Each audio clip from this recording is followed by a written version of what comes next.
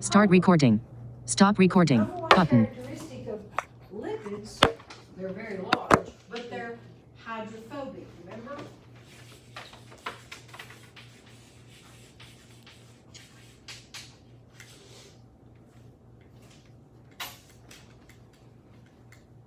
Lipids, number one characteristic is they're hydrophobic. So if we look at these fatty acid side chains, and we know this is a fat,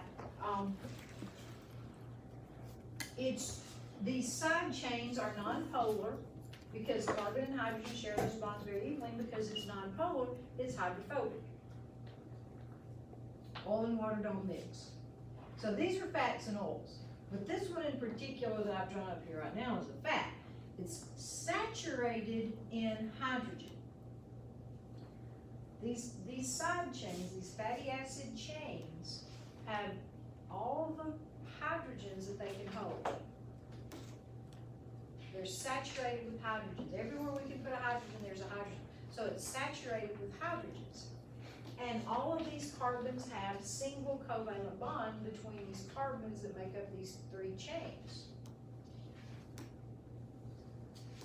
So what happens when you put this in water? Well, not good water, but you heat it up. And these, when you heat it up, these can sway around in the water and become very liquidy, those side chains. And then it starts to cool. So you've made some stew. You have some good beefy stew. And the next day, you go back in and the stew, it's got that white, it's almost plasticky, that's fat layer on top where it's congealed or coagulated, whatever word you want to use, on top of that pot of stew. And some people don't want any fat in their diet, so they break it all off and throw it away. However, if you heat it up, because it's got a lot of flavor in it, it's your stew, eat it how you want to. Fats will solidify at room temperature. So the fat in the stew, you heated the stew up, cooking the stew, and the fat melted and became liquid, but then when the stew cooled, the fat solidified and you get that layer on top. The reason it solidifies is because these carbon, single covalent bonds and all those carbons, those three long tails will kind of swish around when they're melted, but when they cool to room temperature, they lay flat together and solidify. So fats, so this is a fat. Fats have single covalent bonds in those fatty acid chains. Because they have single covalent bonds in those fatty acid chains, they are saturated with hydrogens. They hold as many hydrogens as they can, and they're solid at room temperature. Now, so that's a fat. What about oil? You got vegetable oil, olive oil, something, corn oil, sunflower oil in the cabinet at your house. Is it solid at room temperature? No, it's still liquid at room temperature. What's going on there is if you go right and you start putting some double covalent bonds, every time you put a double covalent bond, you have to take off 2 hydrogen. Because carbon can only form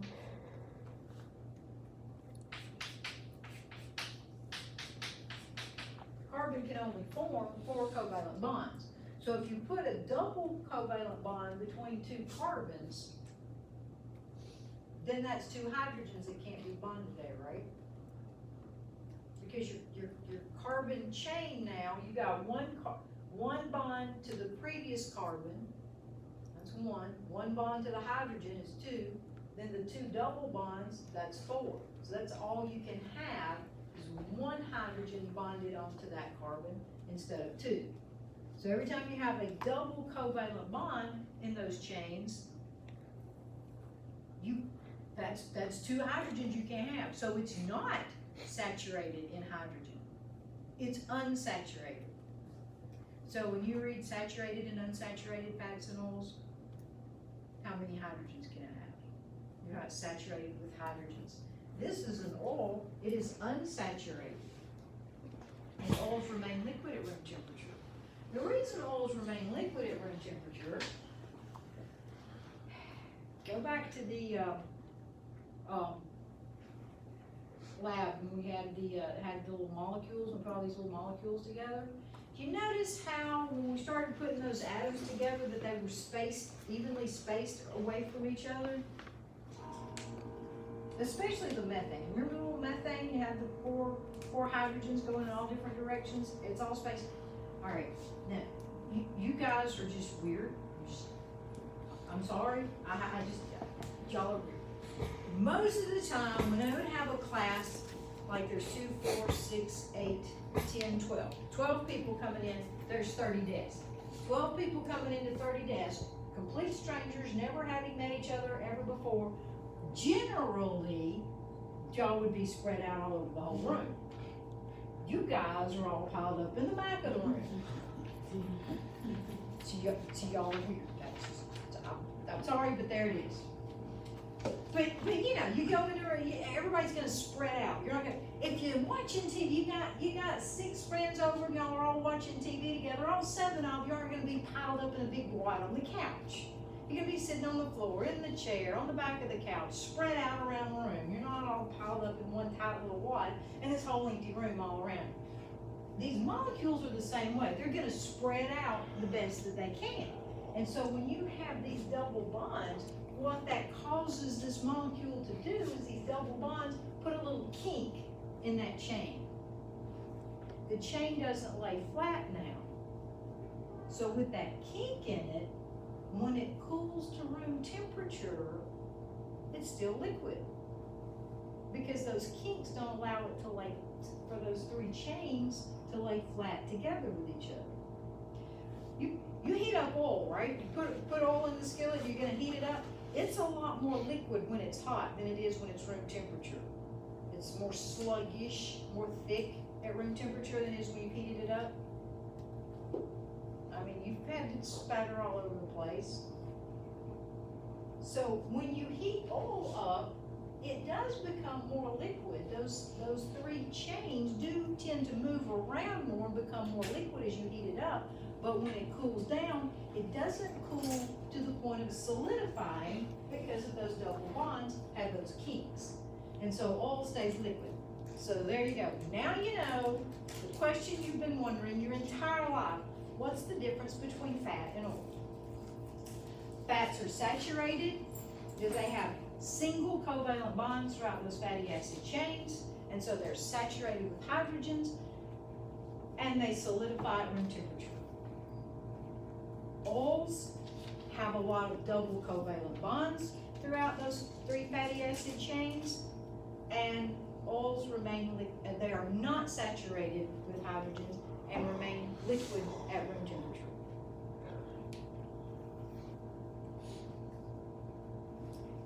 Greatest mystery of the universe, and now you know. You can die happy. You know the difference between fats and oils.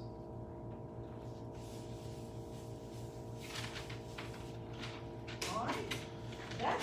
That concludes all the intro on all 4 of those different groups. We got carbohydrates, nucleic acids, proteins, and now we finish lipids.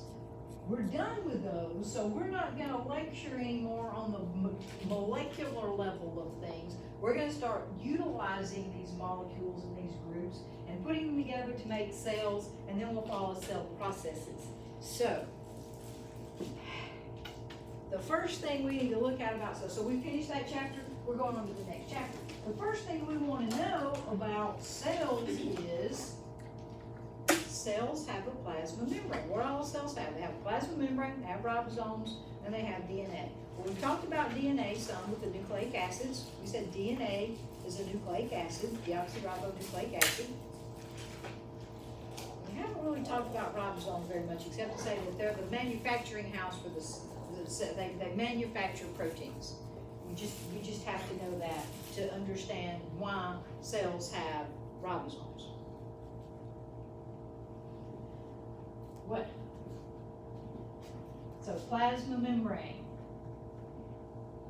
Turn turns out that on the plasma membrane, instead of, we take the same glycerol and 2 fatty acid chains, not 3, but 2, and in place of one of those, we put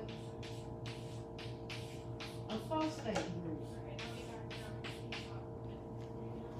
Now, phosphate group's got 2 OHs on it. 2 OHs. Now, the fatty acid chains have hydrogen and carbon bonds, but the phosphate group has OH.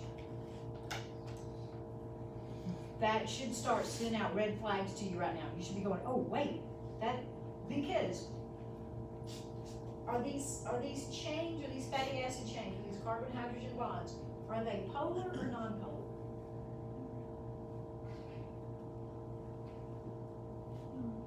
They're non-polar.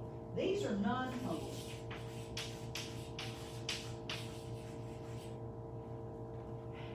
Carbon and hydrogen, remember, share electrons very evenly. You get a lot of energy stored in carbon-hydrogen bonds. So fats and oils are great energy sources. So animals store energy in the form of fat. They're non-polar. They've got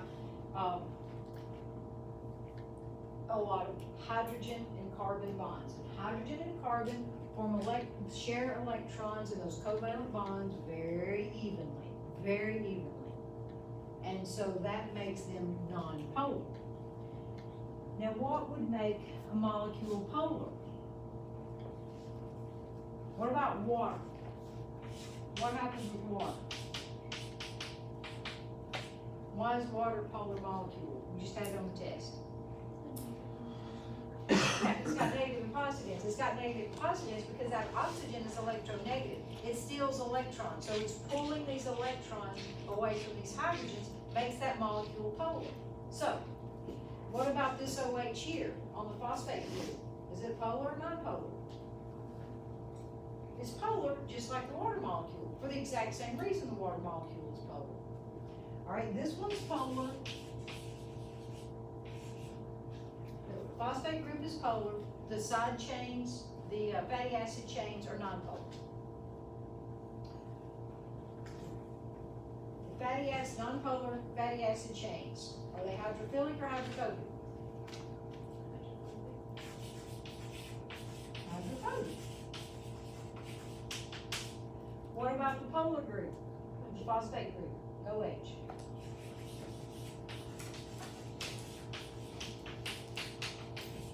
The OH with the phosphate group is hydrophilic. So now you've got a molecule that is both hydrophilic and hydrophobic.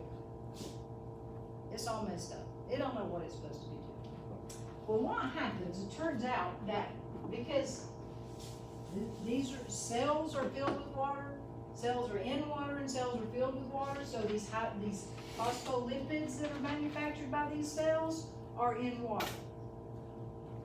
And the polar and non-polar repel each other, and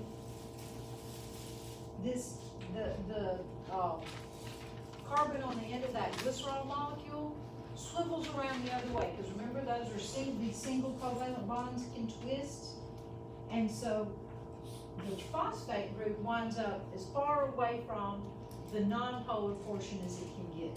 So the phosphate group swings around to the other side of the glycerol. So the glycerol is kind of the binding part there in the middle. That's our basic structure.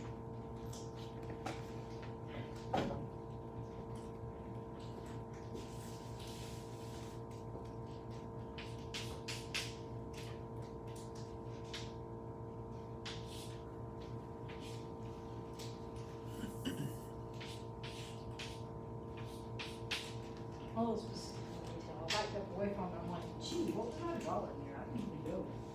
Okay, so we flip that phosphate group around, and it goes over to the other side. So now you've got the phosphate group stretching over to one side, and the 2 fatty acid tails reaching back the other way, and they're getting as far away from each other as they can.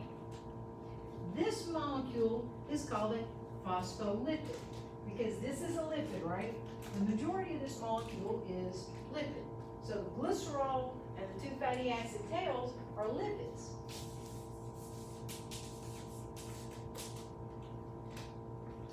And this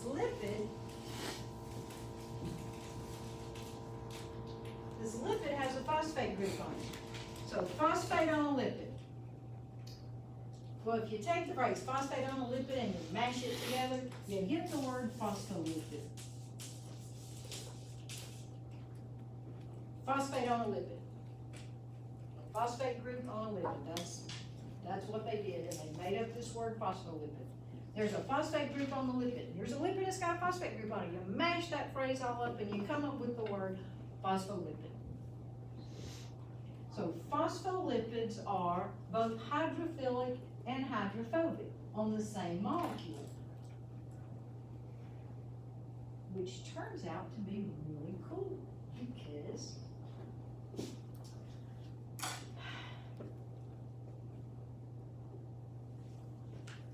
the way we shorthand, every time we draw something, we keep finding a way to draw a shorthand version of it. So the way we draw the shorthand version of phospholipid is we make a circle and we put two fatty acid chains on it. That circle represents the phosphate head, the hydrophilic phosphate head.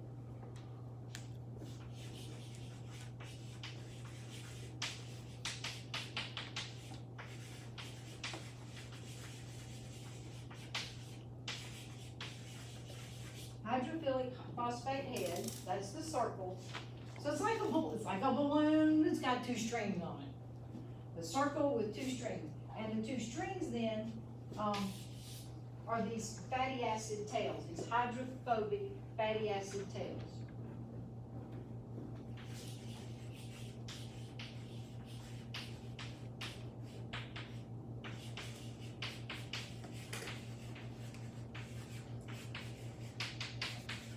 Anywhere you look, in any textbook, anywhere online, you're going to see a drawing of the phospholipid drawn out this way.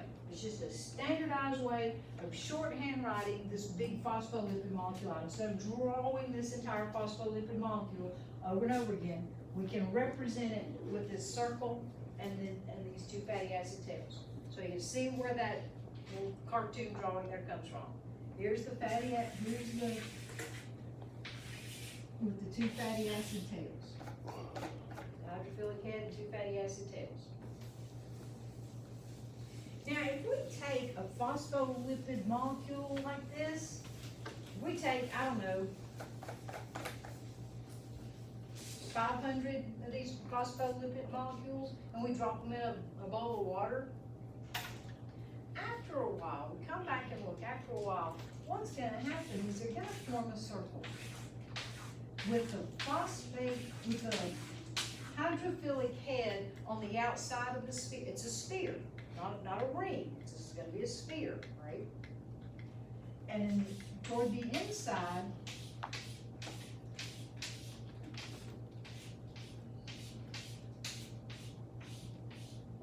are those hydrophobic tails, will be toward the inside. All right, think about it. Oil and water don't mix, right? If you put some oil, some cooking oil in a little bowl of water, and put like a tablespoon and 2 cups of water or something, and you kind of stir it up pretty good, all those oil bubbles, you're gonna stir that to the oil bubbles become little tiny oil bubbles floating all throughout the water. And you take the spoon away, you step back and you wait a few minutes, and all those oil bubbles float to the top. And the longer you leave it, the more they pop together and become one big bubble of oil floating on the top of the water. Salad dressing. You got oil and vinegar salad dressing? Y'all seen this happen. Well, that's what happens. This is the same exact thing going on, but this is on a molecular level. We're looking at, this is what's going on. The big clump of oil that you can see, this is going on at the smaller cellular level. I mean, the molecular level. This sphere then it forms a sphere, and on the whole outside of the sphere are those hydrophilic phosphate heads. And then in the inside, protected away from the water, are those hydrophobic tails all on the inside. Now, this is the idea. 3-4 billion years ago, there was nothing alive on the planet, and there were some, molecules floating around, and these molecules started banging together, and they started to form these phospholipids, very simple, small phospholipids that started forming these little spheres. And then stuff, some things got trapped in the inside of those little spheres. And then those things trapped in the inside of those little spheres got struck by lightning, and boom, it was a living cell. A lot like the Frankenstein monster story. You take all these pieces, parts, and you stick them together, and you strike it with, you throw some energy into it, and it sparks, that spark of life becomes a living organism. So that's the idea of the evolution of the cell. I have this phospholipid sphere that got stuff trapped inside the middle of it. Boom, lightning, and now it's alive. Okay. So it turns out the cells, and then where we get this idea is the cells, all cells, bacteria cells, tree cells, mouse cells, your liver cells, the cells of your eyeball, the cells of your heart, all have this phospholipid layer as the plasma membrane. All cells have a plasma membrane. All cells have a plasma membrane, ribosomes, and DNA. Now, how this works with cells, though, is you actually get a double layer because there's stuff stuck inside. I'm gonna make a circle on there.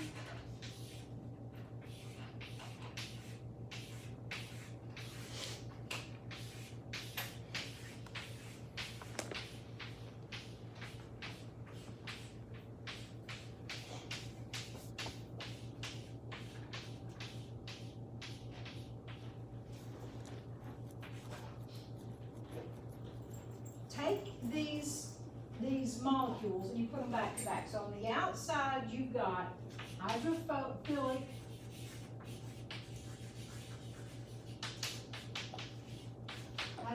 on the outside, hydrophilic on the inside, and then you have this interior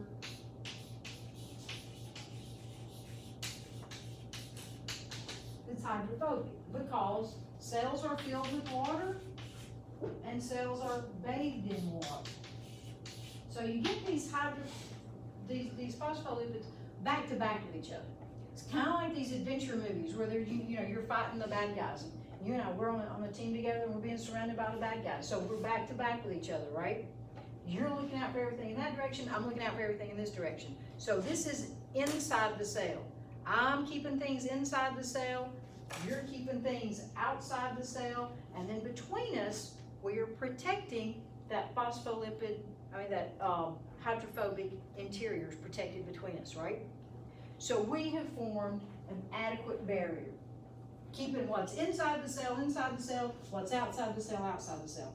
Because everything, all molecules are either hydrophilic or they're hydrophobic. They're either polar or non-polar, or they've got parts on them that are polar, parts on them that are non-polar. So, if you have this phospholipid bilayer as the plasma membrane of your cells, then you've got a really great barrier keeping things inside the cell and keeping things outside the cell. So a water molecule, for example, let's look at a small water molecule. It's going to be attracted to that phosphate group, the fatty acid, the hydrophilic head, that phosphate group, right? Will be attracted to the water? Yeah. Well, what about that interior, that fatty acid interior?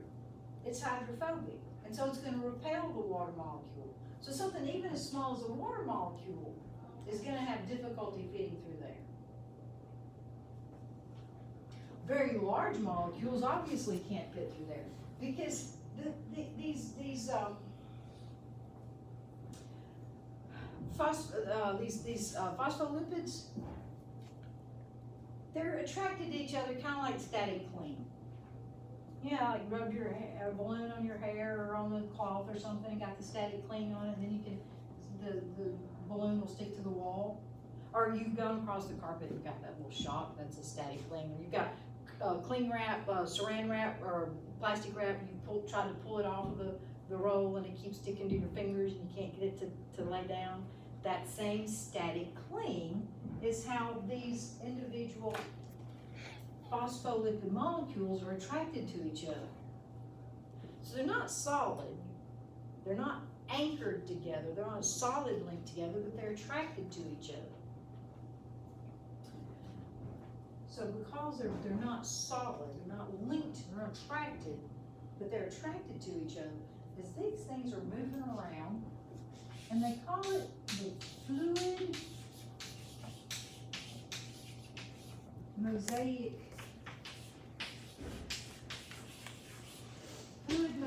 model.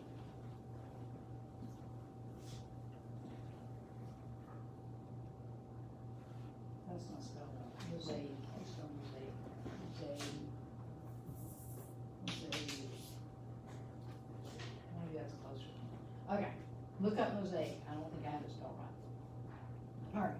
Fluid mosaic model. So you know what a mosaic is, right? We take all the little pieces of like pottery or something, like when they're taking those dishes that are broken and glue them down and make a tabletop out of those.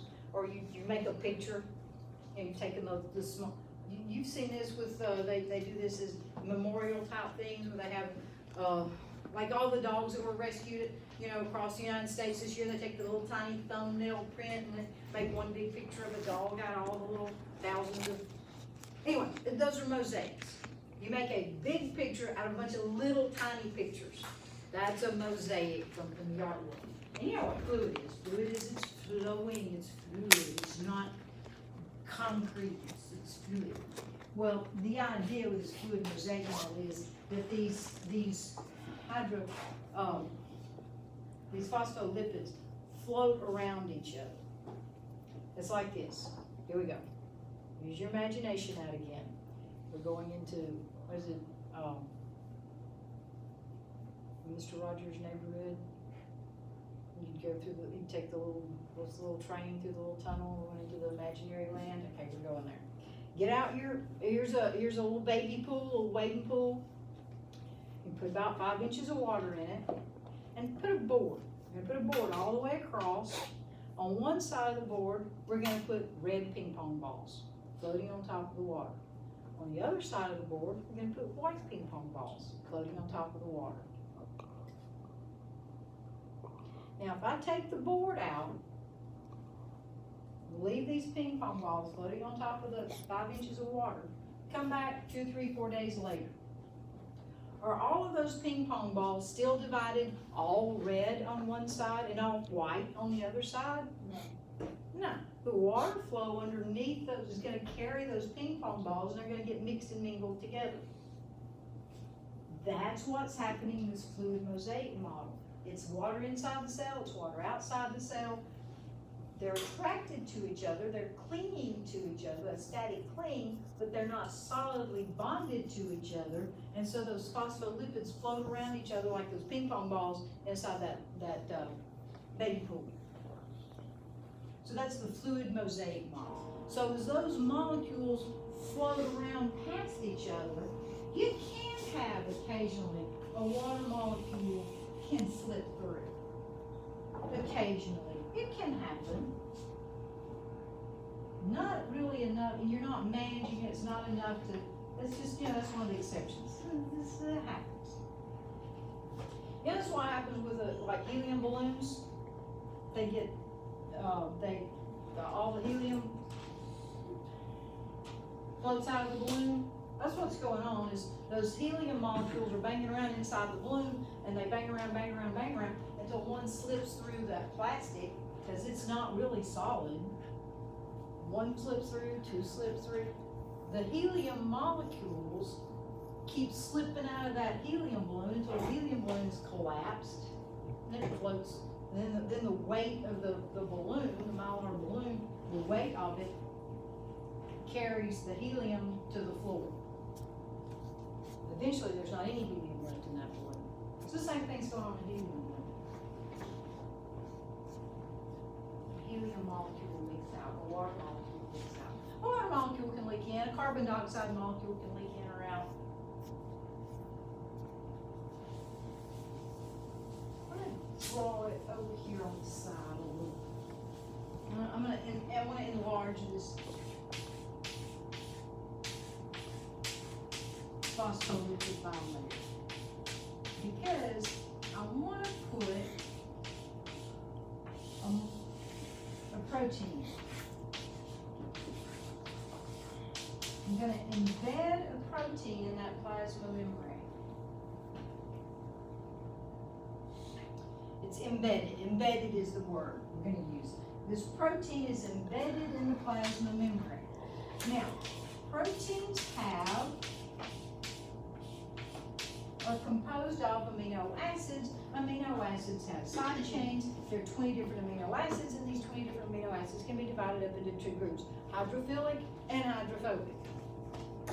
So when you take hydrophilic molecules and hydrophobic molecules and you put them all together, and atoms into molecules into one large molecule, that one large molecule can have areas that are both hydrophilic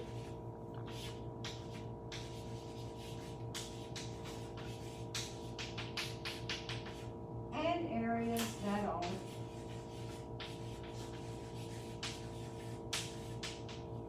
hydrophobic.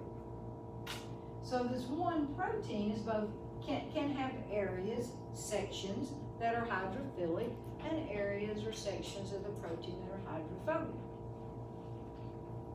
So the hydrophilic, so if we take this protein, it's going to expand from one side of that plasma membrane to the other side of the plasma membrane, all the way across the plasma membrane. On each end of that protein then, it's going to be hydrophilic, because those ends of that protein are going to merge with the hydrophilic phosphate heads. And the center portion of that protein is going to be hydrophobic. And it's going to merge with or blend with the hydrophobic interior of those fatty acid tails. And that's going to keep that protein embedded in that plasma membrane. Because the hydrophilic portion is attracted to the hydrophilic portion, and the hydrophobic portion is attracted to the hydrophobic portion. So that's one that goes all the way across. Not all proteins go all the way across. They may only go halfway across. So this protein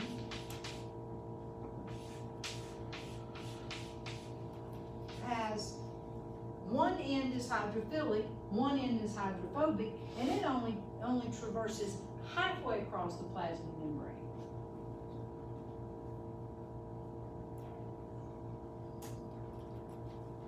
So these are ways that proteins are embedded in that plasma membrane. And you're going to see in a few minutes why it's important they're embedded. One of the things we'll look at, talking about getting water, you have to regulate water in and out of your cells, right?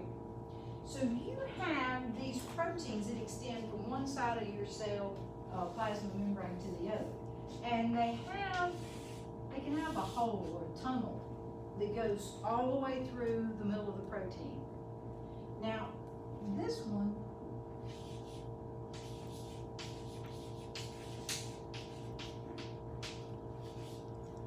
is called a hydroporin. An aquaporin. Hydroporin's close. Aqua. What's aqua? Water. What's pore? A hole. What's IN mean on the end of a big long scientific word? It's protein. Protein ends in IN. The word protein ends in IN. So when they name proteins, they started naming them, putting an IN on the end of it to designate this is a protein. So an aquaporin is a protein with a hole in it that matches the shape of a water molecule. So what's a water molecule shaped like? It's triangular in shape, right? The water molecule is triangular in shape, and it has poles. Water molecules are polar. So oxygen is an electron thief. It steals the electrons. So more electronegative charge here at the oxygen end. At the hydrogen end, it's a lost the electrons, and so it's a lost the negative charge. So it becomes, so that makes it polar. Well, the hole going through this aquaporin is kind of triangular in shape. It's shaped like the water molecule. And at the positive end, the protein itself, the wall of the protein, is going to have a negative charge on that end, and the other side of that tunnel is going to have a positive charge because opposites attract. So now the opposite, the negative end of the water molecule is attracted to the positive interior of that tunnel, and the negative end of the water molecule, the positive end of the water molecule, is attracted to the negative side of that tunnel. And that tunnel is triangular in shape. So it exactly matches the shape of and charge of a water molecule. Only water can fit through that aquaporin. So an aquaporin basically is a fire hydrant. Water will gush through there like a fire hydrant.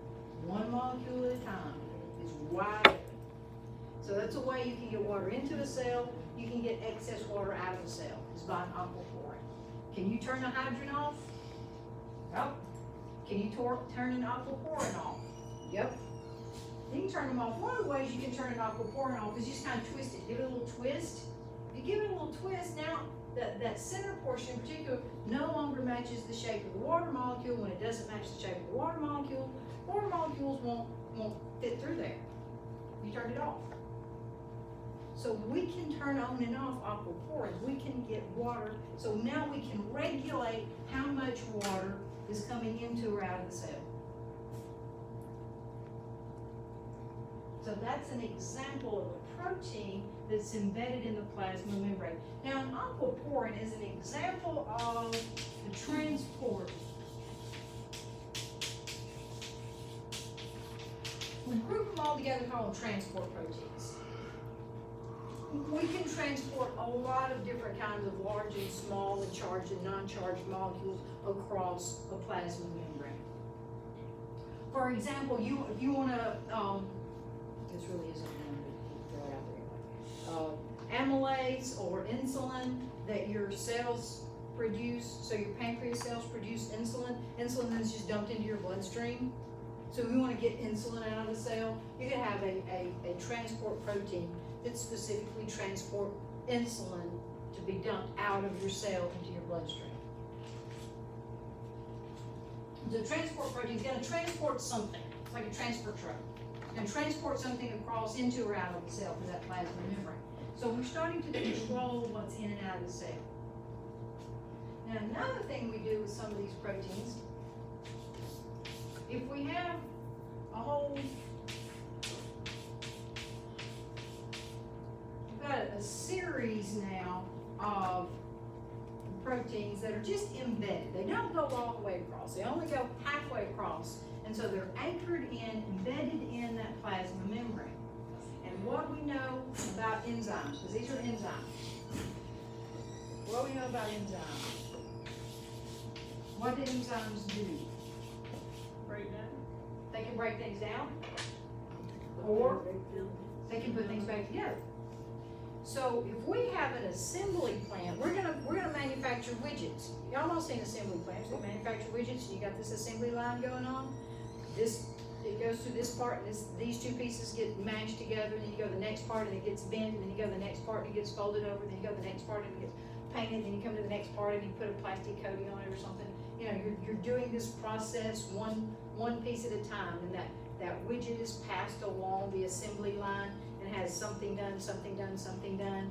Well, these molecules that we're building, that we're using in our cells, are not simple molecules. They're fairly complex molecules, and so we have to put them together one piece at a time, like we saw with our amino acids. with our protein. First, we put a chain of amino acids together, then we started folding them. Now, what I really didn't emphasize then when I was showing how we fold those proteins is that we use enzymes to help fold those proteins into shape. So enzymes will help fold proteins into their proper shape. So that's part of, you see how that's part of that assembly line, manufacturing. When we embed a bunch of enzymes in a plasma membrane, they function like an assembly line. And we can just pass molecules down from one enzyme to the next, take a series of 5, 6, 8, 10, 20 enzymes in a line, and we just pass this widget along, we pass this molecule along, and we manufacture insulin, for example.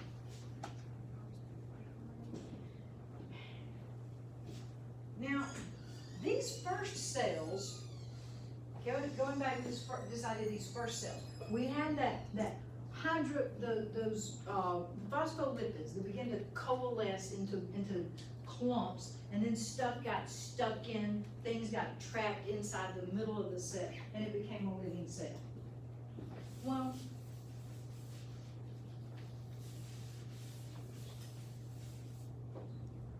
the first cells we had, from an evolutionary standpoint, are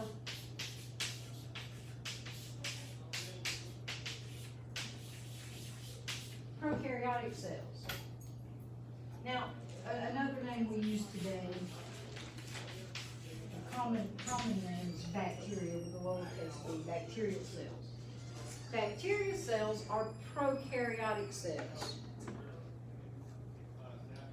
Bacteria cells are prokaryotic cells. So what is prokaryotic? Here we go. She's going to tease this word out again and make us look at it.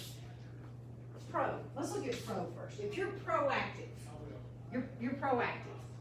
You're going to create an action before there's an emergency. So today we've got some bad weather coming in, so you want to make sure your cell phones are charged before the bad weather hits, so when the tree falls on the power line, you've still got your cell phones, right? So you're proactive. You're not waiting until the tree falls and go, whoa, wish I'd have charged my cell phone. That would not be proactive. You want to be proactive. So pro means before. We're going to be, so pro is before. All right, what about carry? What is caryo? Caryo comes from the same old Latin word that means kernel. The same base, the same Latin root that means kernel. Not a kernel that's in the army with a C-O-L, looks like it's spelled like colonel instead of kernel, because there's not an R in kernel, but when we pronounce it, we pronounce an R sound in it, because that's the difference in writing words down and not having written language, and over the years things get mispronounced. You know, like when you were a little kid, you didn't know the words of a song, and you just made up a sound, and then you found out later that, oh, that was a really word that went there? That's the same thing. Same thing. So, kernel. Kernel means like a kernel of corn. K-E-R-N-E-L, kernel, like a seed. So this means seed. Now, this seed actually refers to the nucleus.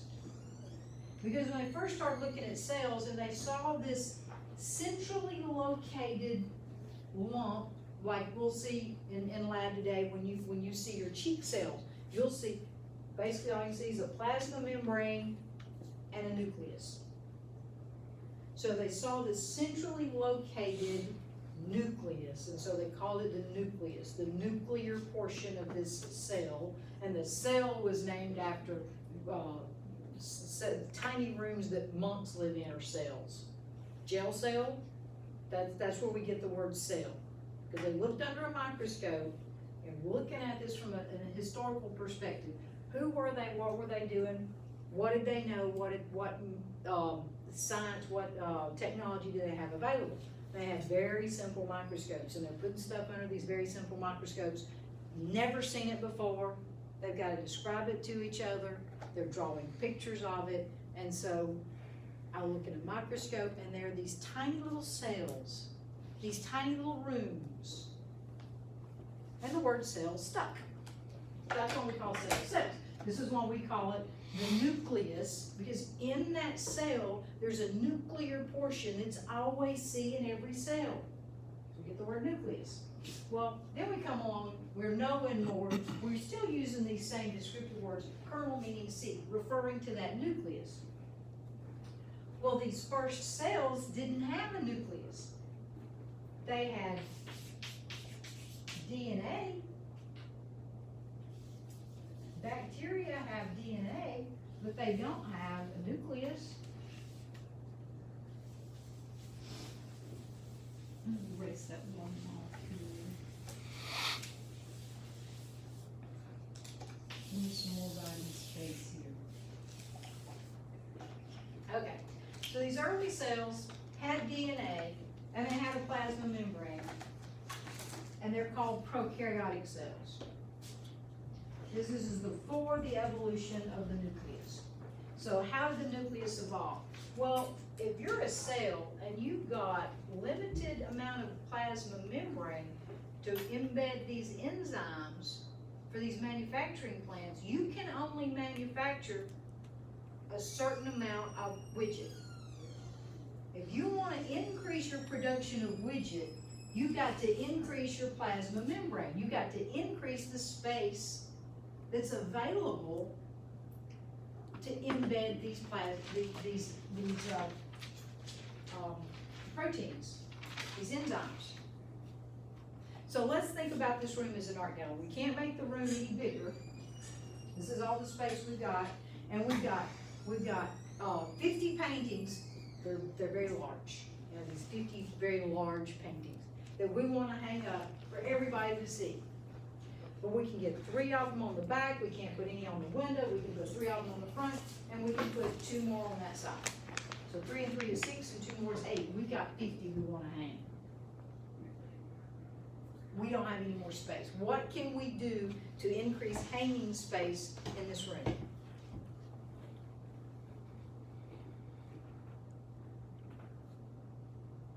Build more walls. Some petitions. Think about it. Where do you when you go to you're standing in line at like McDonald's or your fast food place, you're standing in line waiting to get your stuff. They put the little trails that you have to zigzag back and forth. So instead of having one long line of people out in the parking lot, everybody's there in the room, but they're zigzag back and forth in this little compact space. So that's what we're gonna do. We're gonna build some walls. So we're gonna build a wall from the back of the room toward the front, but not all the way to the front. We're not gonna close it off. It's just gonna be a petition. Then we'll do the next one from the front of the room toward the back, and then again from the back toward the front, and from the front toward the back. So now we have all this wall space, so we can hang 3 paintings on each side of that wall. So we have increased the surface area in this room, and we can hang many more paintings in this same given space. If you're a cell, if you're a prokaryotic cell, and you want to increase your surface area without increasing the size of your cell, you're going to make more plasma membrane, and you're going to enfold that plasma membrane, make little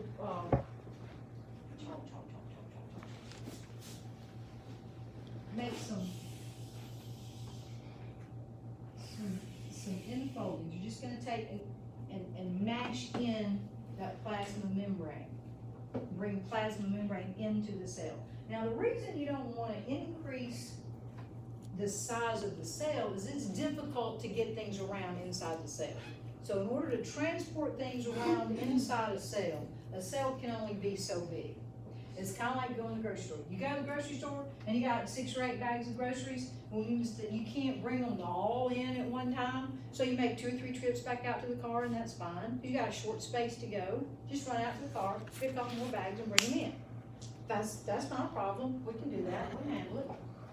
You don't want to have to get in your car, drive to the grocery store, get a gallon of milk, drive home, put the milk in the refrigerator, and get back in your car, drive back to the store, and get 3 cans of soup, and drive home, and put 3 cans of soup in the cabinet.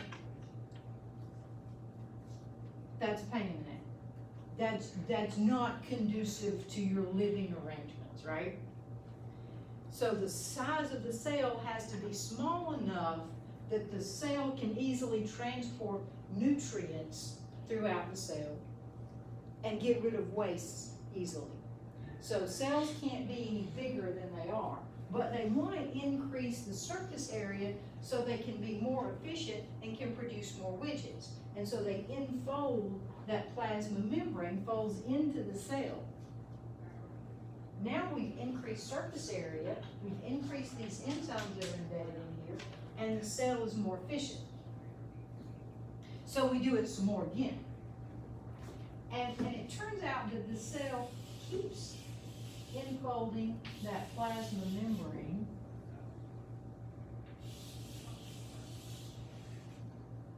And as it enfolds that plasma membrane, it starts to trap that DNA toward the center of the cell. We've increased so much plasma membrane, we've folded it internal into the cell so much that it actually begins to encapsulate and surround the DNA.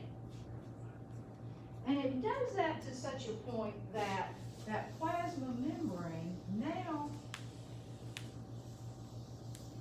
becomes solid plasma membrane around the DNA. But the way this is enfolded in, it's not a single layer, but you see you got this enfolding. And so this enfolding actually makes another layer around the plasma membrane. As it turns out then, your nucleus and the nucleus of eukaryotic cells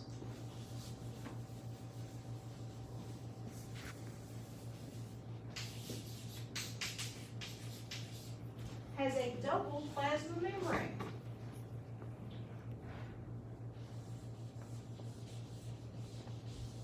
You have two plasma membranes. Now, around your DNA. So now you have eukaryotic cells. We'll see eukaryotes. Protists are eukaryotes. You are a eukaryote. Fungi are eukaryotes. Plants are eukaryotes. They have a true membrane-bound nucleus and true membrane-bound organelles. So that's what eukaryote means. True